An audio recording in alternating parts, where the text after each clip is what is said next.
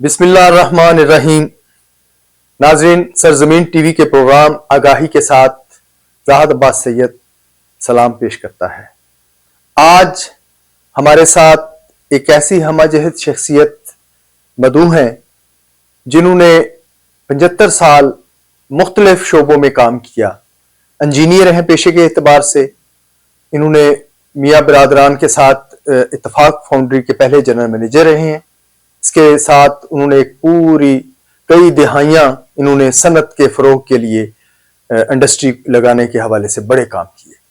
फिर इन्होंने सियासत में कदम रखा तो कई सियासी जमातें बनते बिगड़ते उन्हें देखी, उनमें पार्टिसिपेट किया। इवन तहरीक इंसाफ के अवाइल में उनके साथ थे, मिल्लत पार्टी में फारूक लगारी के साथ थे, अजमल खटक के साथ भी इन्होंने काम किया और बैरून मुल्क भी इनके आने जाने लगे रहे। और इन्होंने नोम चोम्स्की जैसे दानश्वरों और सहाफ़ियों के साथ भी बहुत इनके इंटरएक्शन और इनके तल्लुकात रहे हैं। इनकी गुफ्तगू और इनके पाकिस्तान के कालम निगारों से भी रही है और ख़ुद भी कई किताबें लिख चुके हैं अंग्रेज़ी में और उर्दू में। जी, मेरी मुराद S T. Hussain, engineer S T. Hussain है। जनाब एस.टी. हुसैन कैसे हैं? बस ठीक है। आप पहले तो ये फरमाएं कि 75 साल आपने इस मुल्क को दिए हैं, तो आपने कैसा पाया, क्या किया, आप क्या किस तनाजर में इसको देखते हैं? देखें, जो पाकिस्तान से उम्मीदें थी, यानी अवाम की जिस जज्बे से पाकिस्तान बना था और जो कुर्बानी दी गई, 1 मिलियन इंसानों का मैं कहूँगा खून बहा और एक ऐसी तोड़ फोड़ हुई जो कभी पहले हिस्ट्री में इस तरह नहीं हुई। ये हिस्ट्री में creation of Pakistan was unique phenomena. यानी इस तरह 2 स्टेट्स जो है हिस्ट्री में हमें पता चलता है जो मजहब के नाम पे बनी। एक है इसराइल और इनको दिया गया, उनको तो हर दिया गया, हमने तो लिया जद्दोजहद से लिया। हमारी पाकिस्तान मुस्लिम लीग एक बनी जो कि बंगाल के नवाबों ने बनाई और फिर किस तरह से हमारे जो कायद हैं एम.ए. जिन्ना, वो पहले कांग्रेस में के साथ थे और यूनाइटेड इंडिया के हक में थे। हमारे जो है फिलासफर इकबाल, जिनके भी बहुत कंट्रीब्यूशन है पाकिस्तान बनने में, उनकी भी जो शुरू में था, सारे जहां से अच्छा हिंदुस्तान हमारा, हम उसकी बुलबुलें हैं उसकी। वो तो माशाल्लाह हर चीज है। अल्लामा इकबाल के पास तो वो रहा, वो एक लेकिन एक हमसे बड़ी गलती की, हमारे मैं कहूँगा माजरत के साथ, बड़े एहतराम के साथ, हमारे मुल्लाओं ने सही कायदे आज़म को उन्होंने जबरदस्ती अचकन पर कहा कि पहनो जी, सही, फिर टोपी डाल दी उनके सर पे। अगर वो कमाल तुरक की तरह रहते जैसे थे, वो ओरिजिनल जो था, he was knowing the Englishman, he was knowing the England mentalities. ये बड़ा इंपॉर्टेंट था।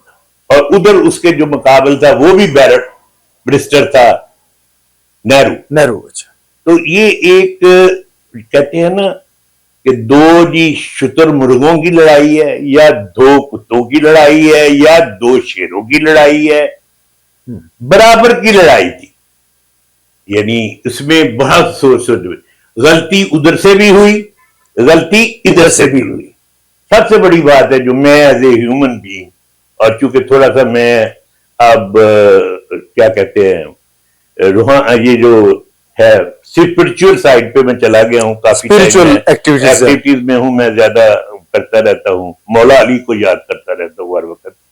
तो बीइंग ए सैयद एंड उनकी जो कि हम औलाद में से हैं, तो उनके मैं बताता रहता हूँ और उसके मैं अपना एक छोटा सा वीला 5-10 मिनट का कहता हूँ अपने मुल्क के लिए। मुझे अपने मुल्क से मोहब्बत है, मेरे पास अपॉर्चुनिटी थी, मैं किसी भी बाहर के मुल्क में ठहर सकता था, अमेरिका में सेटल हो सकता था। शाह जी, आपने अमली जिंदगी का आगाज कहाँ से कब किया, मुख्तसरन आप? अमली जिंदगी सर मैंने आगाज किया, मेरे ख्याल में मेरी जो पहली बुक है प्रीचिंग द डेफ, जी, वो ये हुआ कि मैं यानी एक आर्टिकल पढ़ा, वो मुझे राइटर का नहीं याद, उन्होंने लिखा कि हमारे मुल्क में जो पढ़े लिखे लोग हैं, प्रोफेशनल है, जी, जी, वो कोई मुल्क के हालात के बारे में कुछ नहीं कहते, कोई नहीं बोलते, कोई आवाज अपनी नहीं करते, बस ऐसे ही जो है प्रोफेशनल किस्म के लोग, ना जिनमें इंटेलेक्चुअल लेवल है, ना जिनका कोई एक्सपीरियंस है, ना कोई नॉलेज है,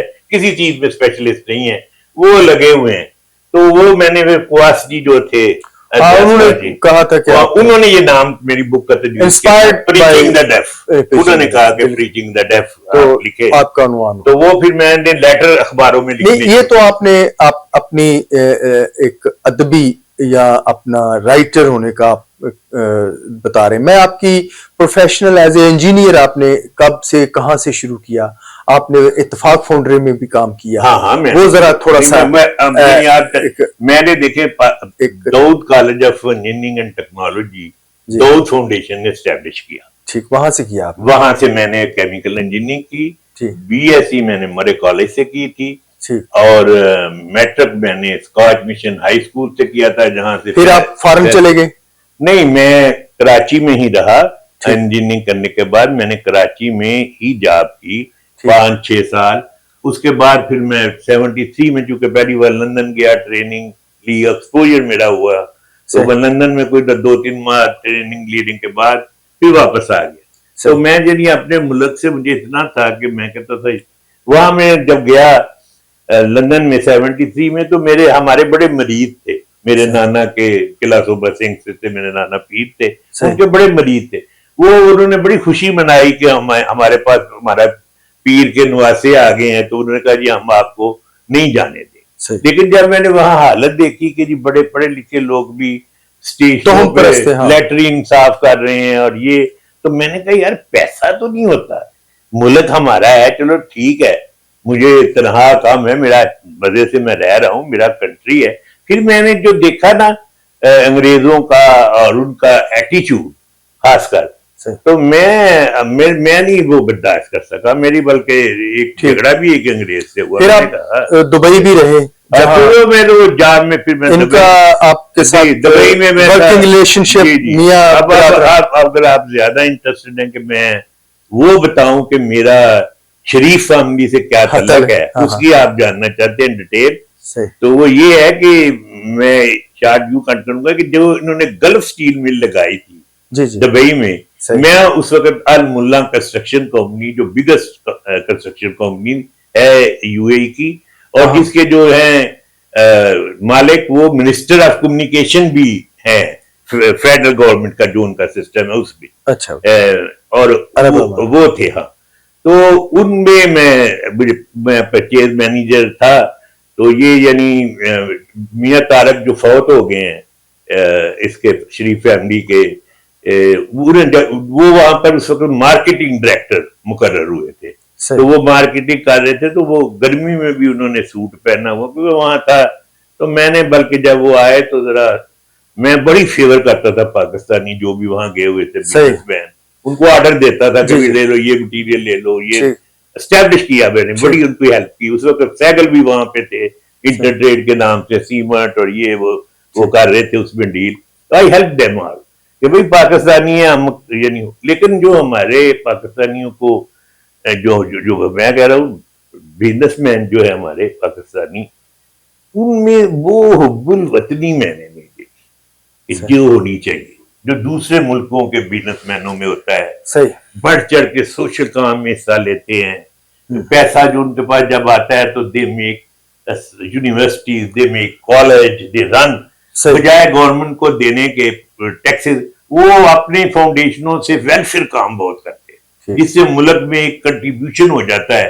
अस्पताल बन रहे हैं, कॉलेजेस बन रहे हैं, स्कूल बन रहे हैं, और कुछ ने किया जैसे कराची में हबीब ग्रुप ने बहुत किया, ये दाऊद फैमिली ने ये किया कि वो दाऊद कॉलेज बनाया है जिन्हीं का, अब उन्होंने लम्स में भी किया। तो ये जो मियां साहब से थे ना, मेरा पहला जो इनसे हुआ तो ये पाकिस्तान से आए थे, वहां मिल इन्होंने गल्फ स्टील मिल से लगाई, जिसका कि कोई तस्करा भी बड़ा हुआ है कि जी उनका जी ये जो सारा केस चला पीछे इनके जायदादों का, और कहा कि जी हमने वो फैक्ट्री बेची थी और उस पे हमने मनी ट्रेल का जो चक्का था उसमें फैक्ट्री का भी जिक्र आया जो इन्होंने बेच दी। तो क्यों बेच दी? नेचुरली बाहर तो देखें जी आप, जिस तरह धंधा इधर पाकिस्तान में आप कर सकते हैं, क्योंकि यहाँ तो रिश्वत का बोलबाला है, यानी बल्कि बिजनेसमैन दाऊद फैमिली जो इवन है वो भी अपने ब्यूरोक्रेट ग्रूम करती है। और अब जैसे जो लम्स है ना, लम्स बनाने का एक मकसद ये है कि यहां से ब्यूरोक्रेट और वकील वगैरह डोमिनेट करेंगे। ऑलरेडी वो कंपटीशन में आने शुरू हो गए, तो अब उनकी जो लॉयल्टी है या जो उनका शुक्रिया जो अदा करेंगे वो तो दाऊद फैमिली और जो दूसरे उसके पार्टनर है उनके यानी पैकेजेस वाले बाबर साहब सारे, उनके वो लड़के मशहूर हैं कि जी इन्होंने हमें ये ऐसी क्वालिटी दी। जितना मेरा बेटा है उसने यहां से किया है, लम्प से टॉप किया, 3 गोल्ड मेडल लिए, फ्रांस रिकॉर्ड और McKinsey and company management consultant दुनिया के नंबर 1, वो उसको यहां से उठा के लेगी कि उसने टॉप किया था। और अब वो वहां पे पार्टनर है उसका, बन गया है 10 सालों में जी वो उसका उस कंपनी का। तो वो यदि बात मैंने कहने की ये है कि बदकिस्मती हमारी एक ये है कि हमारी जो टैलेंट है, ब्रेन है, उसको यहाँ पर कोई पसीज आई नहीं। वो कहते हैं चलो यार वो उसको बाहर वाले उठा देते। फिर वहां से आपके पाकिस्तान आए आप वापस? जी पाकिस्तान में इसलिए आया, मैं दुबई से फिर चला गया सऊदी अरेबिया। मैं दुबई में परचेज मैनेजर था, तो वहां वो बड़े लोग पैसे देते थे, रिश्वतें, बड़ा प्रेशर था इंडियंस का। वो मेरे अपार्टमेंट के बाहर बोतलें रख के चले जाते थे शराब की और नोट और ये और वो। तो मैंने कहा यार हमारी जो है, मैं जिस बिलोंग करता हूँ जिस कबीले से, सदात के, हम ये पैसा जो है ना हमारे लिए हम नहीं ले सकते। लेकिन वो इतना प्रेशर था, हिंदू इतने डोमिनेट करते थे और वो इतने चिलाक थे कि यानी बिचना उनसे बड़ा मुश्किल हो गया हुआ था। और मेरी शादी भी नहीं हुई, तो मेरी बीवी घर में थी। एक दिन मैं जब ऑफिस से आया तो उसने कहा जी ये एक बंदा थैला दे गया।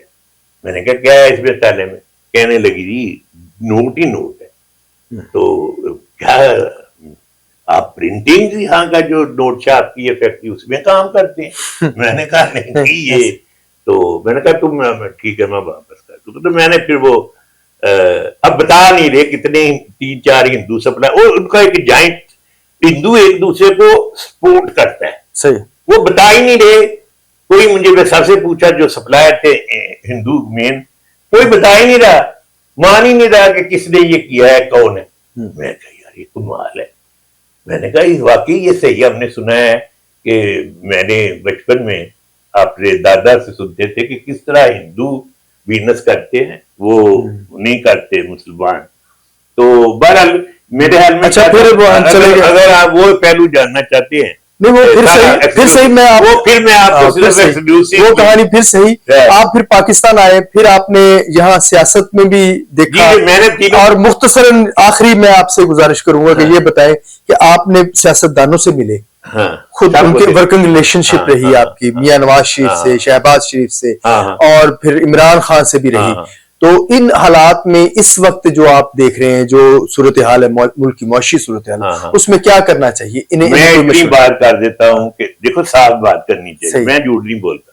जंग इस वक्त चल रही है फौज और पॉलिटिशियन की, सही, ठीक है, सियासतदानों की। अयूब ने पहला मार्शल लॉ लगाया क्योंकि वो हालात हो गए थे कि लोगों को आटा नहीं मिलता था, सही, बुरा हाल था, और सियासतदान जुलूस निकाल रहे। सही, मैं ये समझता हूं कि पाकिस्तान की तबाही का जिम्मेदार सियासतदान है, नंबर 1। नंबर 2 जुडिशरी जिम्मेदार। भाई आप क्यों फौज को मजबूर किया कि वो आए और उसके बलबूते आप अपने इंटेलेक्चुअल अपनी एबिलिटी से गरीब लोगों की मदद करें। वो फौज को वो काम करने पड़ गए इनकी वजह से जो वो नहीं करना चाहती थी, जो फैक्ट्रियां लगानी पड़ी, एम्प्लॉयमेंट देना पड़ा। ये क्यों नहीं किया हमारे इनिशिएटिव ग्रीन पाकिस्तान? ये कर लेते हैं। अयूब के जमाने में जो भी कुछ था, वो कहते थे ये कौम डंडे की है, लेकिन उसने कुछ काम तो किया। सही। कोई फैक्ट्री लगाई, टेक्सटाइल लगाए के किया, बूस्ट किया।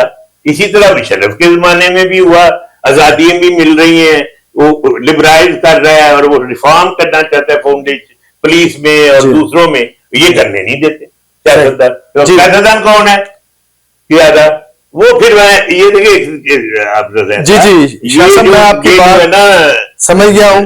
तो मेरा दर्द मैं समझ रहा हूं, और कौम भी आपके दर्द से हम ख्याल रखती है माशाल्लाह। मैं कहता हूं कोई भी है, कोई भी हो, सिविलियन हो जी, फौज आ जाए, 9 रकत रखे इंटेलिजेंट लोगों के जो अपने फील्ड में एक्सपर्ट है, जिनको पता है।